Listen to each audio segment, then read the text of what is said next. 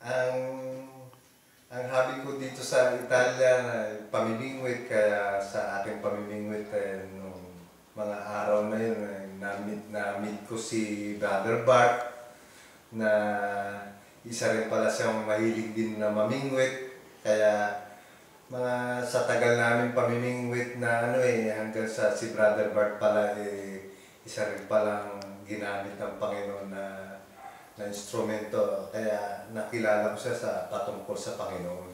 Kaya naikwento ko naman sa aking amore na may namit ako na si Brother Bart na siya ay nagsasalita sa mga magandang salita ng Panginoon.